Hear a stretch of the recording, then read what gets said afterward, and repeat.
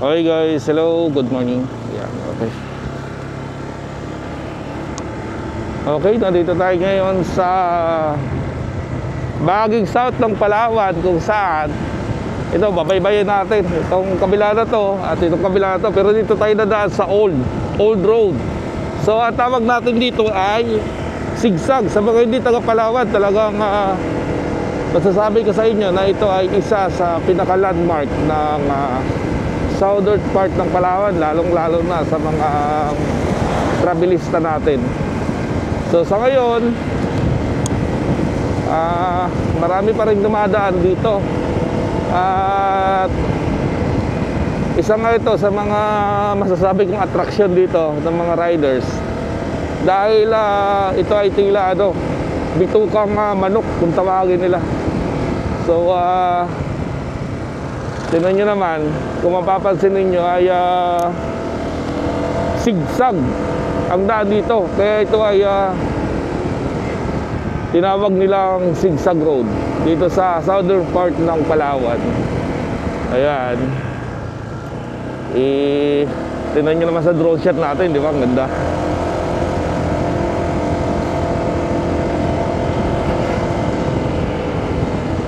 Okay, so papunta tayo ng south, papunta tayo ng Quezon, Palawan para sa ating outreach program na siyempre pangunahan ito ng ating mga kasama. So, kasama na rin tayo siyempre yung Moto Squad dito sa Palawan. Okay, kasama natin yung mga ilang riders na mga vlogger na kaibigan natin.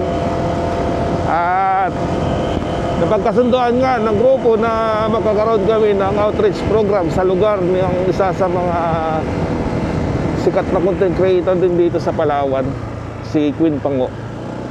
So pagdating natin doon mamaya, mamimit natin yung mga ilang vlogger na taga South, yung Team Abnoy, mga taga Nara Palawan, mga Junior Abno, di ba?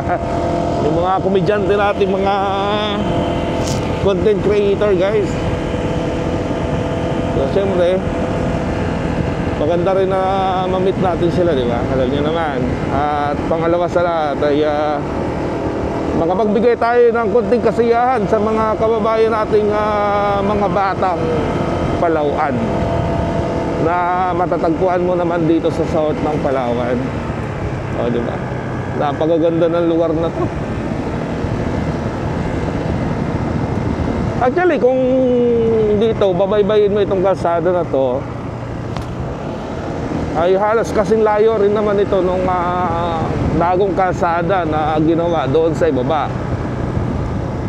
Pero dito nga, siyempre may magandang view, may magandang trail ng kalsada. Kaya ako, nag-enjoy ako kapag dadaan ako dito.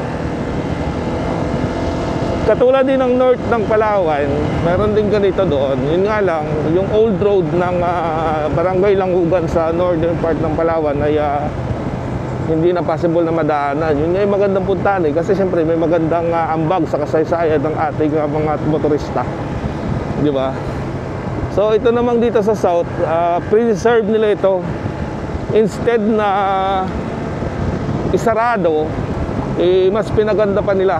Tingnan nyo naman, di ba? Ang ganda ng mga retaining wall at saka yung talagang sa bundok natin, yung mga nakaharang na ginawa nila, safe na yung kalsada natin sa mga landslide. Katulad yun, di ba? Ganda, di ba? Ayan. So ito yung isa sa nakaka-enjoy dito. Ayan, kung mapapansin ninyo, wala tayong kasama. Nauna na kasi sila. So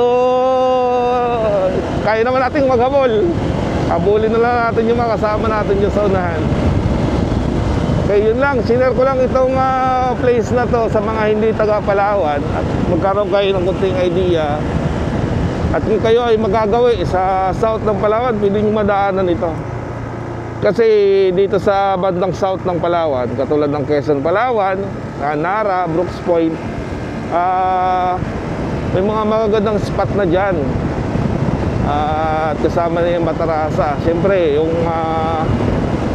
tinatawag nating the last frontier, the last of the last frontier, yung mukhang Maldives, no? Dito sa Balabac yan, dito ang daan yan, dito ang punta niyan. So yun lang guys, maraming salamat. Nandito tayo sa bagong daanan, kaya tuloy-tuloy na yung biyahe natin. Thank you very much.